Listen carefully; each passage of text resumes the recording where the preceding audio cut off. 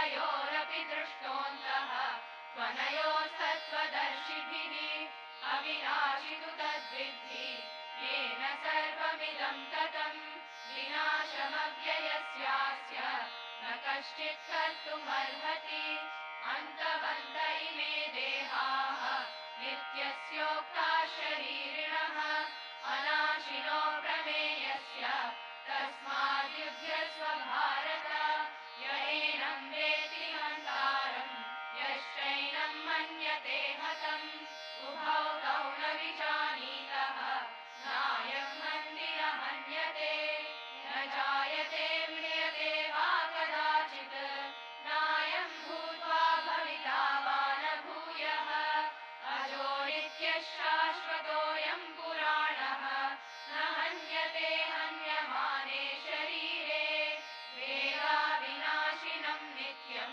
य एनमजमव्ययम् कथं स पुरुषः पार्थ कं घातयति हन्तिकम् वासांसि जीर्णानि यथा विहाय नवानि गृह्णाति नरोपराणि तथा शरीराणि विहाय जीर्णानि अन्यानि संयाति नवानि देहि नैनं छिन्दन्ति शस्त्राणि नैनं दहति पावकः न चैनं क्लेदयन्त्यापः न शोषयति मारुतः अच्छेद्योऽयमदाभ्योऽयम् अक्लेद्यो शोष्य एव च नित्यः सर्वगतस्थाणुः अचलोऽयं सनातनः अव्यक्तोऽयमचिन्त्योऽयम् अविकार्योऽयमुच्यते तस्मादेवं विदित्वैनं नानुशोचितुमर्हसि अथ चैनं नित्यजातं नित्यं वा मन्यसे मृतम् तथापि त्वं महाबाहो नैवं शोचितुमर्हसि जातस्य हि ध्रुवो मृत्युः ध्रुवं जन्म मृतस्य च तस्मादपरिहार्येऽर्थे न त्वं शोचितुमर्हसि अव्यक्तादीनि भूतानि व्यक्तमध्यानि भारत अव्यक्तनिधनान्येव तत्र का परिदेवना आश्चर्यवत् पश्यति कश्चिदेनम् आश्चर्यवद् वदति तथैव चान्यः आश्चर्यवच्चैनमन्यः शृणोति श्रुत्वाप्येनं वेद न चैव कश्चित् देही नित्यमवध्योऽयम् देहे सर्वस्य भारत तस्मात् सर्वाणि भूतानि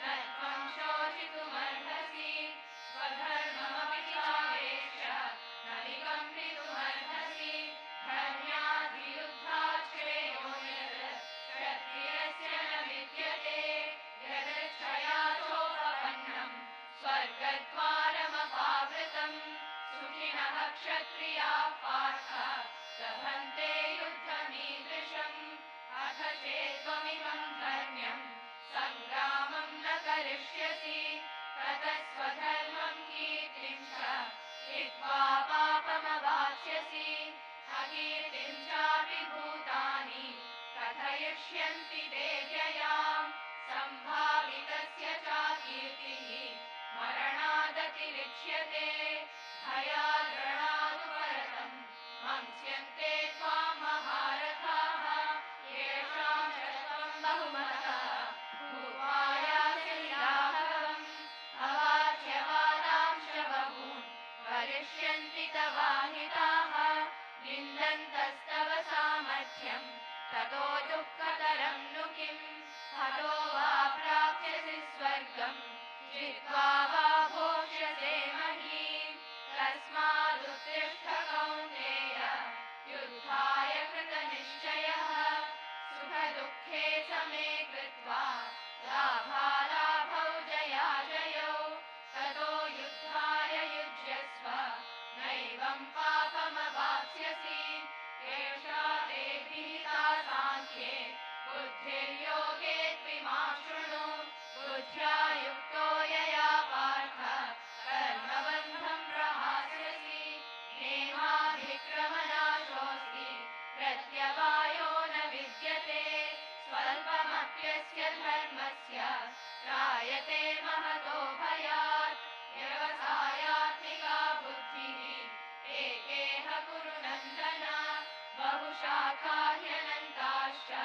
बुद्धयो व्यवसायिनां यामिमां पुष्पितां वाचं प्रवदन्त्यविपश्चितः वेदवादरताः पार्थ नान्यदस्तीति वादिनः कामात्मानः स्वर्गपराः जन्मकर्मफलप्रदां क्रियाविशेषबहुलां भोगैश्वर्यगतिं प्रति भोगैश्वर्यप्रसक्तानां तयापहृतचेतसां व्यवसायात्मिका बुद्धिः समाधौ न विधीयते त्रैगुण्यविषया वेदाः निस्त्रैगुण्यो भवार्जुन निर्द्वन्द्वो नित्यसत्त्वस्थः निर्योगक्षेम आत्मवान् यावानर्थ उदपाने सर्वतः सम्प्लुतोदके तावान् सर्वेषु वेदेषु ब्राह्मणस्य विजानतः कर्मण्य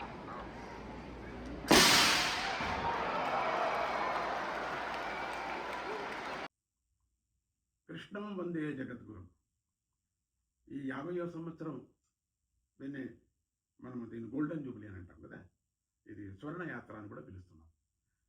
ఈరోజు నాకు చాలా ఆనందంగా ఉంది. వేల మంది విద్యార్థులు ఎంతో భక్తితో, శ్రద్ధతో, నియమంతో సంపూర్ణ భగవద్గీత పారాయణం పూర్తి చేశారు. అందరికీ శ్రీకృష్ణుడి ఆశీర్వాదం కలగని అని ఆశీర్వదిస్తూ, భగవద్గీత ధర్మానికి శాశ్వతమైన స్వరం లాంటిది. ఆ స్వరం వింటేనే సమస్త పాపాలు పోతాయి. వేణుస్వరం విన్నట్టుగా ఇలా జీవించాలి.